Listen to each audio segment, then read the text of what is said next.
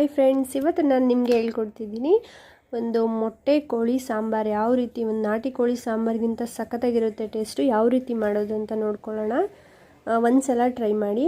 ಇದನ್ನ ಚೆನ್ನಾಗಿ ತೊಳ್ಕೊಂಡು ಅರಿಶಿನ ಪುಡಿ ಎಣ್ಣೆ ಹಾಕಿ ಸ್ವಲ್ಪ ಬಾಡಿಸ್ಕೊಳ್ಳಿ. ಇದಕ್ಕೆ ಬೇಕಾಗಿರುವಂಥದ್ದು ಏನು ಅಂತಂದರೆ ಒಂದು ಈರುಳ್ಳಿನ ಸುಟ್ಟು ಇಟ್ಕೊಳ್ಳಿ. ಇದಕ್ಕೆ ಟೇಸ್ಟ್ ಬರೋವಂಥದ್ದು. ಸ್ವಲ್ಪ ಶುಂಠಿ, ಬೆಳ್ಳುಳ್ಳಿ, ಈರುಳ್ಳಿ, ಕೊತ್ತಂಬರಿ ಸೊಪ್ಪು, ಪುದೀನ ಮತ್ತು ಕಾಯಿ ತುರಿ, ಸ್ವಲ್ಪ ಹುರ್ಗಡ್ಲೆ. ಇದಕ್ಕೆ ನೀವು ನಾನ್ ವೆಜ್ ಪೌಡ್ರ್ ಏನಿರುತ್ತೆ ಮನೇಲಿ ಅದನ್ನು ಹಾಕ್ಕೊಳ್ಳಿ. ಒಂದು 2 ಸ್ಪೂನಷ್ಟು ಆಡಿಸ್ಕೊಂಡು ಚೆನ್ನಾಗಿ ನುಣ್ಣಗೆ ರುಬ್ಕೊಂಡು ಆದಮೇಲೆ ಈ ಬಾಡಿಸ್ಕೊಂಡಿರ್ತೀರಲ್ಲ ಆ ಚಿಕನ್ಗೆ ನೀವು ಈ ರುಬ್ಕೊಂಡಿರುವಂಥ ಮಸಾಲೆ ಹಾಕಿ ಎಷ್ಟು ನಿಮಗೆ ಬೇಕೋ ಅಷ್ಟು ನೀರು ಹಾಕ್ಕೊಳ್ಳಿ. ಸ್ವಲ್ಪ ತೆಳ್ಳಗೆ ಮಾಡ್ಕೊಳ್ಳಿ. ಬೆಂದಾದ್ಮೇಲೆ ಗಟ್ಟಿ ಆಗುತ್ತೆ. ಈ ಥರ ನೀರು ಹಾಕ್ಕೊಂಡು ರುಚಿಗೆ ತಕ್ಕಷ್ಟು ಉಪ್ಪು ಹಾಕಿ ಒಂದು 7-8 ಕೂಗಿಸ್ಬೇಕು.